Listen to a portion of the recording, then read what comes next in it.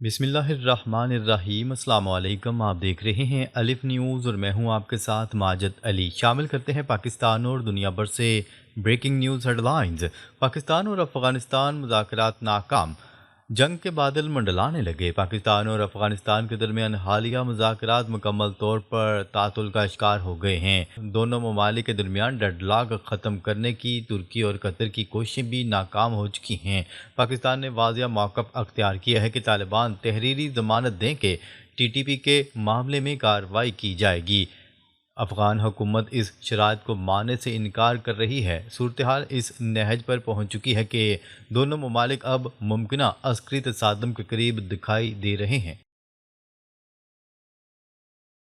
T T P کے مسئلے پر کشیدگی میں اضافہ، پاکستان کا اسٹرائیک کا عندیہ۔ پاکستان نے خبردار کیا ہے کہ اگر ٹی ٹی پی کا ایک بھی حملہ ہوا تو بھرپور جوابی کارروائی کی جائے گی۔ پاکستانی حکام کا کہنا ہے کہ طالبان حکومت اس معاملے میں مخلص نہیں اور ٹی ٹی پی کے خلاف اقدامات سے گریزاں ہے۔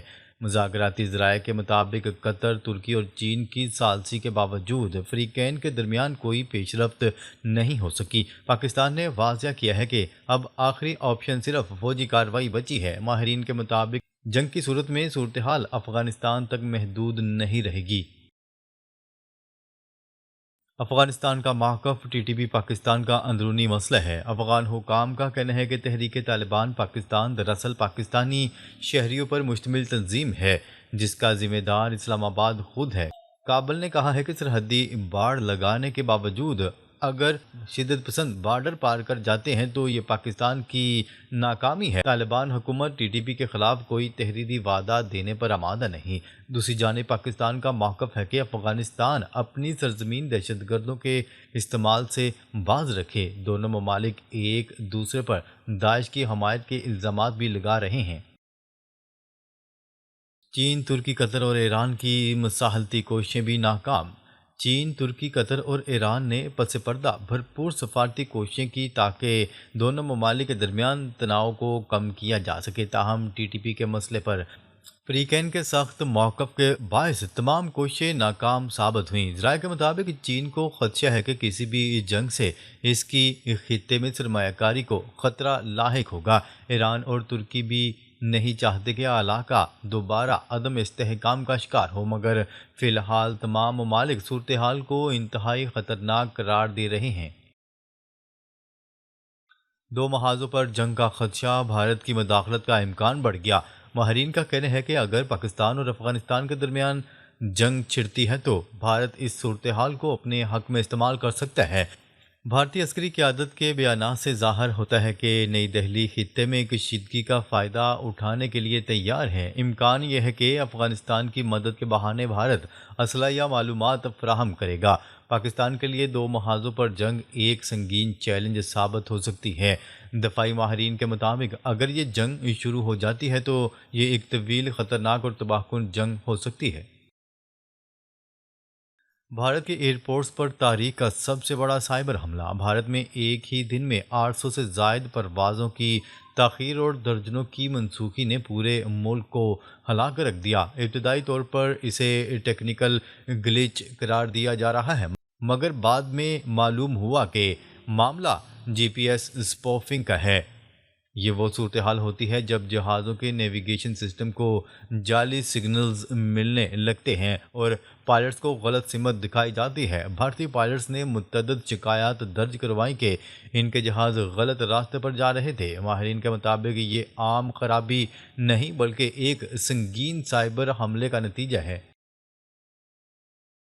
کیا بھارت نے خود اپنا سائبر سسٹم ٹیسٹ کیا؟ ماہرین کے مطابق ممکن ہے کہ بھارت نے یہ واقعہ خود ایک سائبر وار ٹیسٹ کے طور پر انجام دیا ہو۔ ممکن ہے کہ نئی دہلی نے پاکستان کے ساتھ ممکنہ جنگ سے قبل اپنی دفاعی صلاحیت جانچنے کے لیے یہ مشق کی ہو۔ اس دوران انہوں نے اسرائیلی ٹیکنالوجی کی آزمائش بھی کی تاکہ ہنگامی حالات میں نظام کی بحالی کا اندازہ ہو سکے۔ یہ ٹیسٹ بھارت کے اندرونی دفاعی نظام کی کمزوریوں کو سامنے لانے کے لیے بھی ہو سکتا ہے۔ اگر ایسا ہے تو یہ ظاہر کرتا ہے کہ بھارت خود کو ایک بڑی سائبر جنگ کے لیے تیار کر رہا ہے۔ کیا بھارت پر کسی نے خفیہ سائبر حملہ کیا؟ دوسرا امکان یہ ہے کہ بھارت پر کسی نامعلوم ملک یا گروہ نے بڑا سائبر حملہ کیا ہے۔ ایسا حملہ کسی دشمن ملک کی جانب سے انتباہ بھی ہو سکتا ہے کہ بھارت اپنی حدود میں رہے، جبکہ پائلٹس کی شکایات اور جی پی ایس سسٹم کی خرابی سے یہ تاثر مزید مضبوط ہوا ہے۔ اگر واقعی یہ بیرونی حملہ ہے تو بھارت کے دفاعی نظام کے لیے یہ ایک بڑا خطرہ ہے۔ ایسے حملوں کی شناخت مشکل ہوتی ہے اور عموماً بڑی طاقتیں خاموشی سے تجزیہ کرتی ہیں۔ جی پی ایس اسپوفنگ جدید دور کی خطرناک جنگی ٹیکنالوجی۔ جی پی ایس اسپوفنگ دراصل وہ تکنیک ہے جس میں سیٹلائٹ کے جعلی سگنلز کے ذریعے جہازوں کو گمراہ کیا جاتا ہے۔ پائلٹ سمجھتا ہے کہ وہ ایک شہر کے اوپر ہے، جبکہ حقیقت میں وہ کسی اور علاقے کی فضا میں پرواز کر رہا ہوتا ہے۔ یہی ٹیکنالوجی امریکہ اور چین کے درمیان بھی سمندری تنازع میں استعمال ہوئی تھی۔ ایران، روس اور دیگر ممالک بھی اپنے مفادات کے لیے یہی حکمت عملی اختیار کرتے ہیں۔ یہ جدید ٹیکنالوجی کسی بھی ملک کی دفاع اور فضائی نظام کے لیے سب سے بڑا چیلنج بن سکتی ہے۔ بھارت کی جنگی تیاری خطرناک انتباہ۔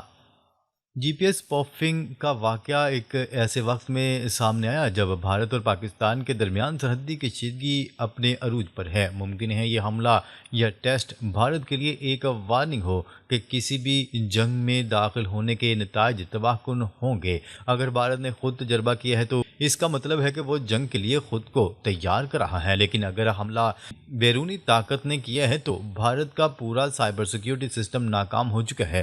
دونوں صورتوں میں جنوبی ایشیا میں صورتحال نہایت خطرناک اور غیر یقینی کی صورتحال پیدا کر رہی ہے۔ اسرائیل نے نیتن یاہو کے خلاف ترکیہ کے نسل کشی وارنٹ کو مسترد کر دیا۔ ترکیہ کی جانب سے نیتن یاہو سمیت دیگر حکام کے خلاف وارنٹ گرفتاری جاری کرنے کے اقدام کو اسرائیل نے تشہیری حربہ قرار دیتے ہوئے مسترد کر دیا۔ غیر ملکی خبرساں ادارے کی رپورٹ کے مطابق ترکیہ نے غزہ میں مبینہ نسل کشی کے الزامات پر اسرائیلی وزیر اعظم نیتن یاہو اور دیگر رہنماؤں کے وارنٹ گرفتاری جاری کیے تھے۔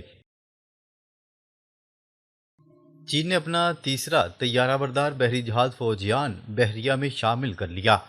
چین کا تیسرا طیارہ بردار بحری جہاز فوجیان باضابطہ طور پر چینی بحریہ میں شامل کر لیا گیا۔ چینی سرکاری خبرساں ایجنسی کی رپورٹ کے مطابق چینی صدر شی جن پنگ نے جنوبی صوبے ہینان میں منعقدہ ایک تقریب میں شرکت کی، جہاں انہوں نے بحریہ میں شامل ہونے والے جہاز فوجیان کا معائنہ بھی کیا۔ امریکہ نے ہنگری کو روسی تیل اور گیس کی خریداری پر پابندی سے 1 سال کی چھوٹ دے دی۔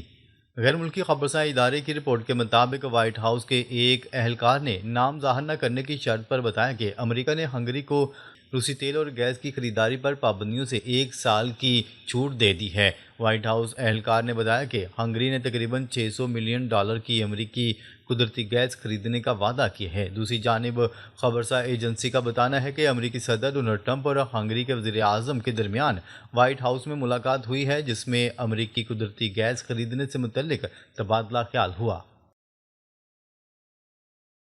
حماس نے ایک اور یرغمالی کی لاش اسرائیل کے حوالے کر دی۔ نیوز رپورٹ کے مطابق اسرائیلی فوج کا کہنا ہے کہ یہ لاش ممکنہ طور پر یرغمالی کی ہے اور اس کی شناخت کے لیے فرانزک ٹیسٹ جاری ہے۔ یہ حوالگی اسی امریکی ثالثی معاہدے کی روشنی میں ہوئی ہے جو غزہ تنازع کے تحت طے پایا تھا، جس میں زندہ یرغمالیوں اور لاشوں کی واپسی کی شقیں شامل تھیں۔ شمالی کوریا کے میزائل تجربے پر امریکی فوج کا رد عمل سامنے آ گیا۔ امریکی فوج کے مطابق شمالی کوریا کے میزائل تجربے سے امریکہ اور اتحادیوں کو کوئی فوری خطرہ نہیں ہے۔ غیر ملکی خبرساں ادارے کی رپورٹ کے مطابق united state indo pacific command نے کہا ہے کہ شمالی کوریا کے تازہ ترین میزائل تجربے امریکی اہلکاروں، خطے اور ہمارے اتحادیوں کے لیے فوری خطرہ نہیں ہیں۔ خبر کے اگلے حصے میں بات کرتے ہیں ڈونلڈ ٹرمپ کا G20 سربراہی اجلاس میں شرکت نہ کرنے کا اعلان۔ امریکی صدر ڈونلڈ ٹرمپ نے G20 سربراہی اجلاس میں شرکت نہ کرنے کا اعلان کر دیا۔ اس حوالے سے امریکی صدر ڈونلڈ ٹرمپ کا کہنا تھا کہ امریکہ G20 سربراہی اجلاس کا بائیکاٹ کرے گا۔ انہوں نے کہا ہے کہ امریکی حکومت کا کوئی بھی اہلکار G20 سربراہی اجلاس میں شریک نہیں ہوگا۔ جنوبی افریقہ میں G20 سربراہی اجلاس 22 نومبر سے 23 نومبر تک ہونے والا ہے۔ امریکی تاریخ کے طویل ترین شٹ ڈاؤن کا 40واں دن۔ وفاقی فنڈنگ معطل اور پروازوں میں بڑے پیمانے پر کمی۔ نیوز رپورٹ کے مطابق دور دور تک شٹ ڈاؤن ختم ہونے کے آثار نظر نہیں آ رہے، جس کے باعث وفاقی اداروں کی فنڈنگ مکمل طور پر بند ہو چکی ہے۔ ڈونلڈ ٹرمپ انتظامیہ نے بڑھتے ہوئے دباؤ کو کم کرنے کے لیے ایئر ٹریفک کنٹرولرز پر دباؤ میں نرمی لانے کی غرض سے ملک بھر میں پروازوں کی تعداد میں کمی کا حکم دیا ہے۔ اس فیصلے کے تحت آج امریکہ بھر میں 800 پروازیں منسوخ کر دی گئیں، جبکہ 40 بڑے ہوائی اڈوں پر فضائی آپریشن محدود کر دیا گیا۔ ناظرین، اب تک کے لیے اتنا ہی۔ مزید خبریں لے کر بہت جلد آپ کی خدمت میں حاضر ہوں گے۔ تب تک کے لیے اپنا خیال رکھیے گا۔ اللہ نگہبان۔